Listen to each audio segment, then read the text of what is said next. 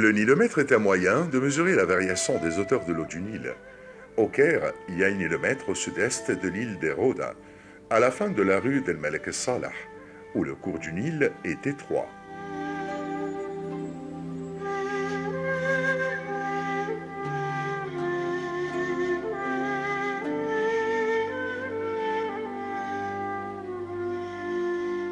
Le nilomètre est lié au Nil à travers 3 tunnels qui fonctionnent selon le principe des vases.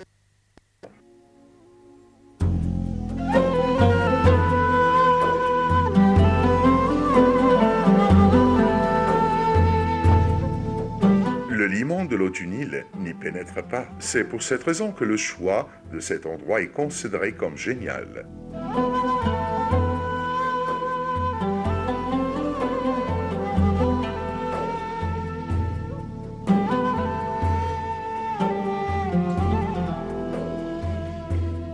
Il a été choisi suite à des études approfondies du cours du Nil.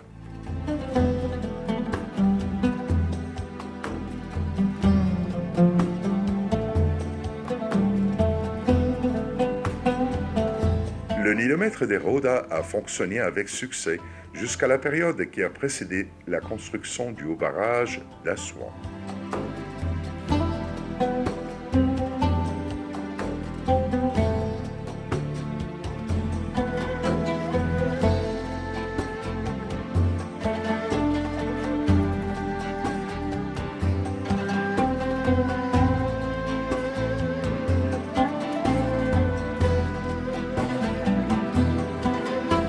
Celui-ci a été créé sous le règne du calife El-Mutawakkil ala Allah El-Abbasi en 247 de l'Hégire, 861 après Jésus-Christ.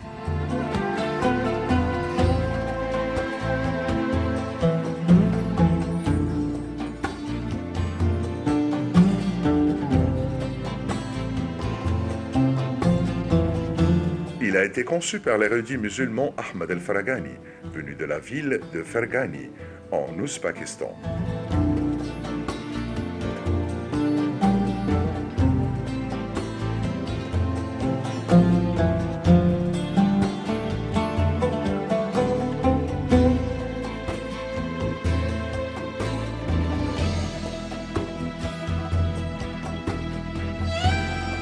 Les mesures du nilomètre permettaient de prévoir approximativement à la date du début de l'inondation annuelle, début de l'année égyptienne, ainsi que l'importance.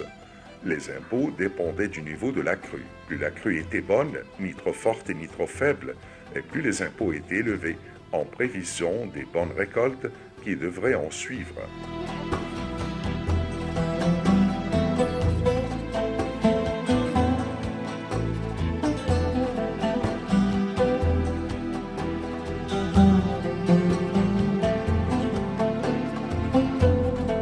Après la construction du barrage d'Assouan, le Nil n'a plus aucun rôle.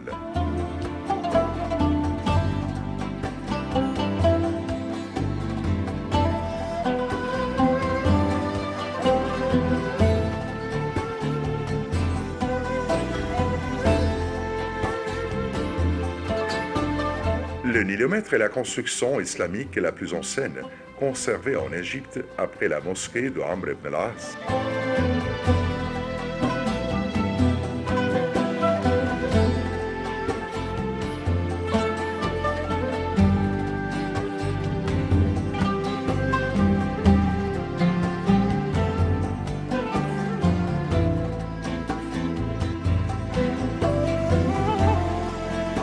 L'employé responsable de mesurer le niveau des eaux était appelé le Sahab el-Maqyas, ou l'homme du nilomètre.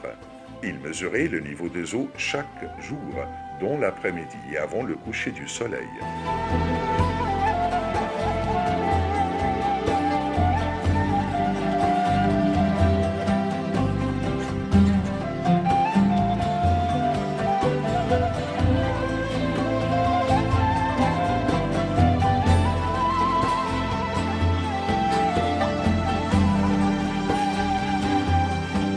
Chaque jour, il comparait le niveau des eaux à celui du jour précédent et au même jour de l'année précédente. Il notait ces résultats dans un document envoyé aux hautes autorités.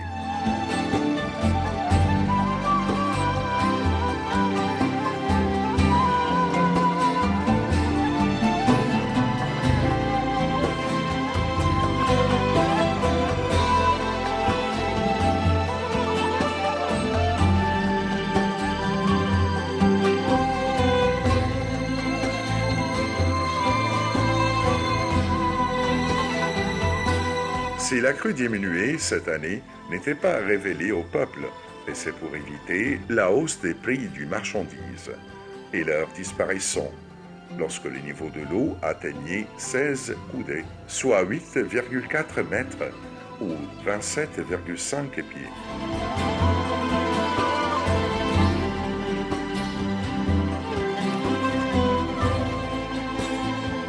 On a informé le peuple de l'heureuse nouvelle et en fêtant l'augmentation de la crue.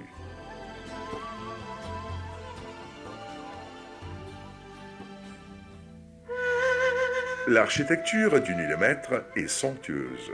Le nilomètre est doté d'une colonne octogone en marbre gradué surmontée d'un chapiteau romain de 17 bras de longueur sur laquelle sont gravés les signes de mesure.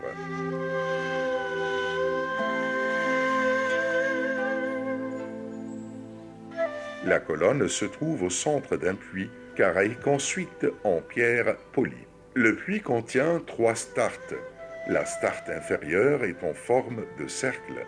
La deuxième est carrée dont le côté est plus grand que le diamètre du cercle. Le côté du carré supérieur est plus grand que celui du milieu.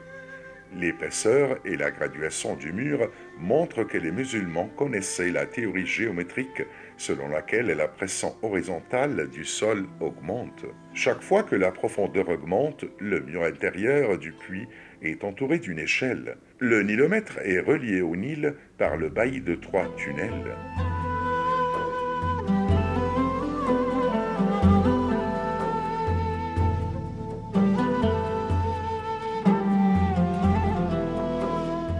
L'eau reste stagnante dans le puits.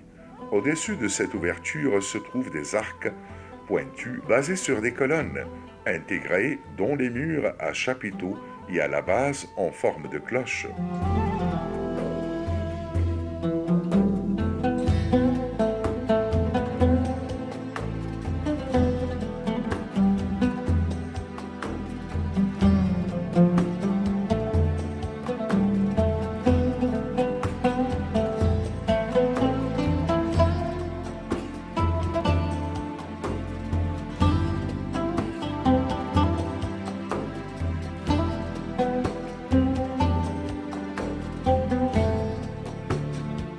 La colonne moyenne a une base en bois résistible à l'eau.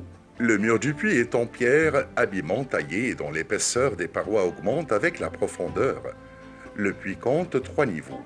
Le niveau le plus bas est circulaire. Le niveau intermédiaire est un carré dont les côtés sont supérieurs au diamètre du niveau intérieur.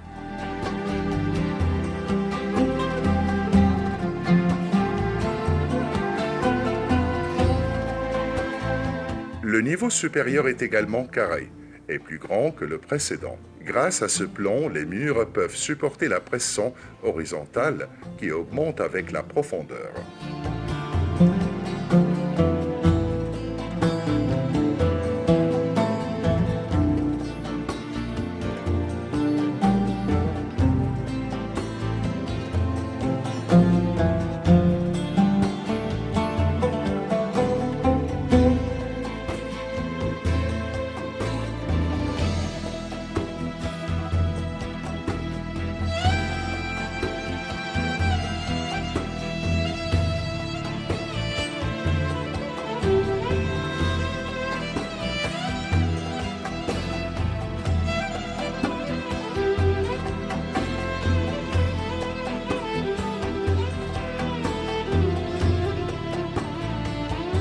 Les eaux du fleuve alimentaient le puits par 3 tunnels débouchant sur la façade et du nilomètre.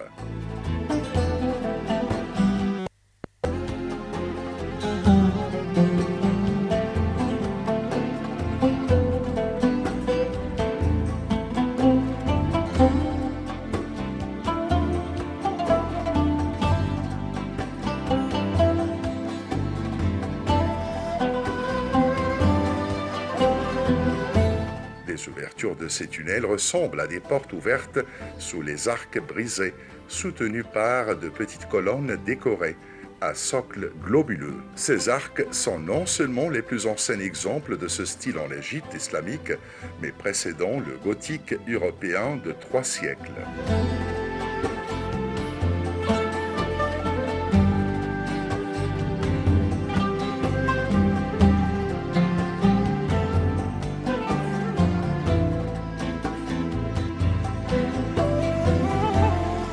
Sur les côtés nord se trouvent des écritures archéologiques koufis. Sur les côtés sud et ouest se trouvent des gravures qui datent de l'époque d'Ahmad ibn Touloun.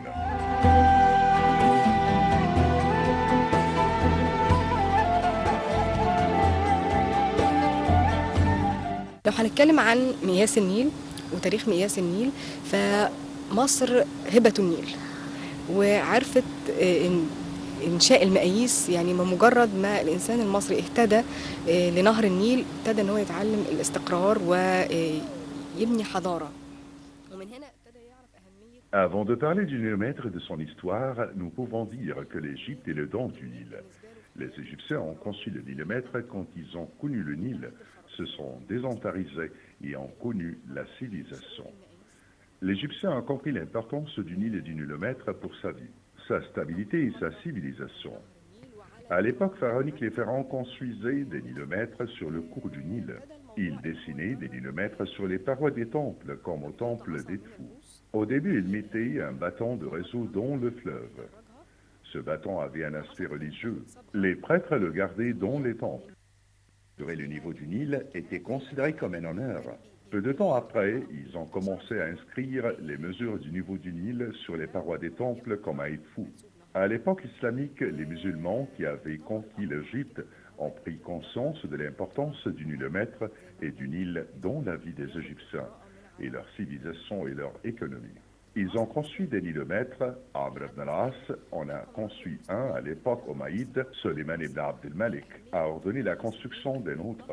À l'époque abbasside, le calife abbasside El-Mutawakkil al-Allah a ordonné au wali d'Égypte de construire le nilomètre que nous voyons en 247 de l'Hégire 861 après Jésus-Christ. Mais il y avait un problème dans la construction de ce nilomètre, considéré comme le premier établissement aquatique au Moyen-Orient et le second plus ancien monument islamique après la mosquée d'Amr ibn al-As.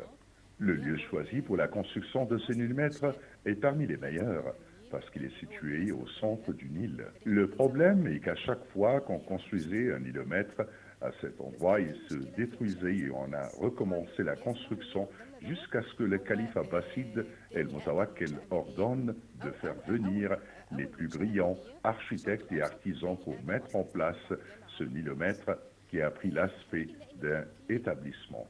Le nilomètre a été conçu par le célèbre architecte Ahmad ibn Muhammad Ferghani ou Ahmad ibn Muhammad el-Hasib. Les historiens ne sont pas d'accord sur le nom de l'architecte qui a construit le nilomètre. Les uns ont dit qu'il était deux architectes différents et les autres ont dit qu'il s'agissait d'une seule personne de la ville d'El-Ferghani en Ouzbékistan. Le nilomètre a été créé de manière à être préservé de la destruction. Il commence par une base circulaire surmontée d'un carré, puis un autre carré plus petit. Ceci pour réduire la pression de l'eau sur les parois. Si le nilomètre avait un seul niveau, l'eau détruirait les parois. L'eau entre dans le nilomètre à travers trois ouvertures, faites dans une colonne en marbre qui se trouve au centre. Cette colonne est tirée des temples romains qui existaient en Égypte. La colonne était nivelée en 19 bras. Il y avait un homme spécialisé dans la lecture du niveau de l'eau et un autre était responsable de la propreté du nilomètre. Celui qui lisait le niveau de l'eau sur la colonne occupait un grand poste au sein de l'administration étatique, celui du grand juge.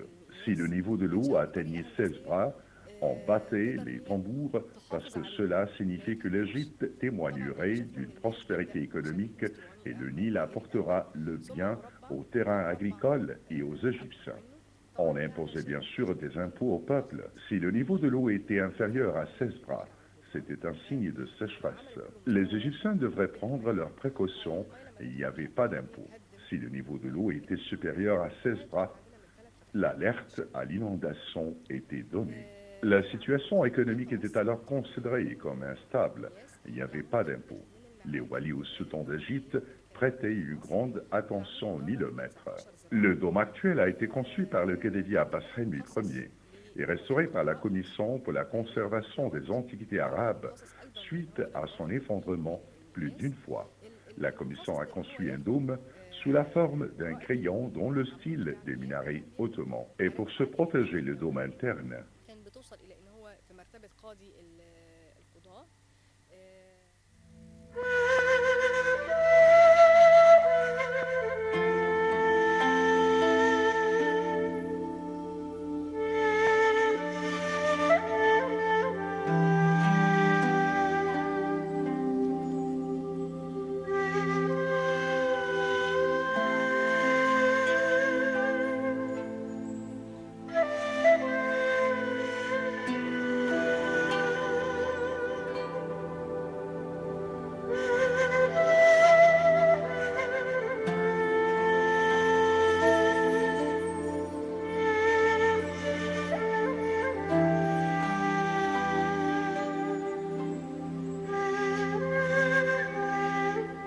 le nom du calife a été remplacé par des inscriptions coraniques évoquant l'eau. La végétation, la prospérité, elle se détachait à l'origine au jaune sur un fond bleu, selon un principe courant dans l'art islamique, où la parole divine est associée à la lumière. Si ces inscriptions nous fournissent d'importantes informations historiques, elles sont aussi remarquables, car elles constituent le plus ancien exemple d'inscription monumentale en Égypte islamique. Les bandeaux d'hiéroglyphes kufiques simples, réalisés en bois sculpté, sont tout à fait caractérisés stylistiquement de l'Égypte toulonide. Le nilomètre d'Héroda a été restauré en 485 de l'Hégire, 1092 après Jésus-Christ, par Badr et Jamel.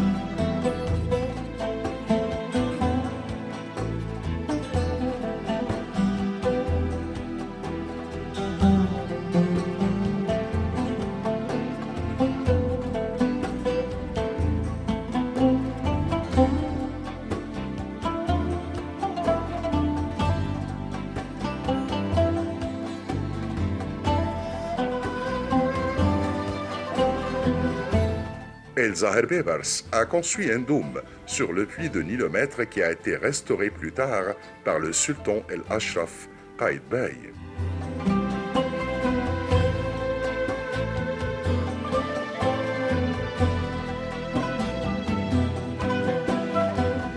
cours de la période ottomane, beaucoup d'autres rénovations ont été faites, notamment sous les règnes du sultan Selim. 918 à 926 de l'Hégire, le sultan Suleiman el-Qanouni, 926 à 974 de l'Hégire, et le sultan Selim, de 974 à 982 de l'Hégire.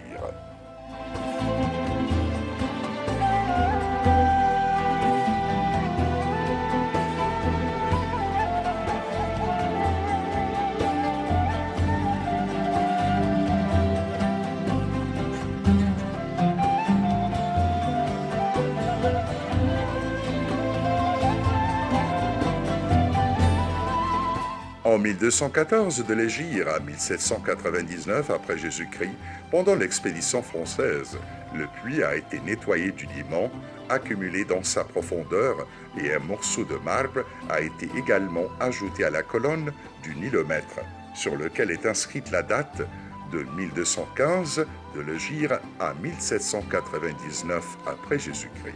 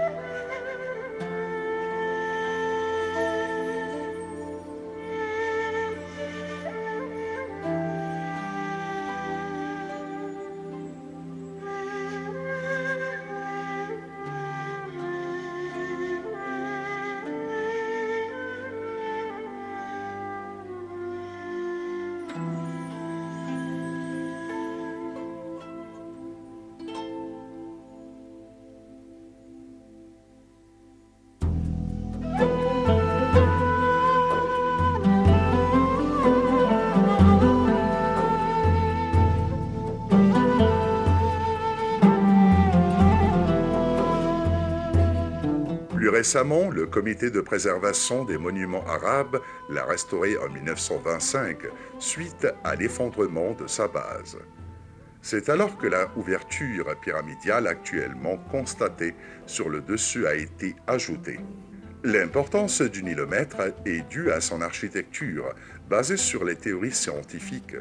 Le nilomètre a été conçu en 6 mois, au moment où le niveau du Nil était très bas avant la crue.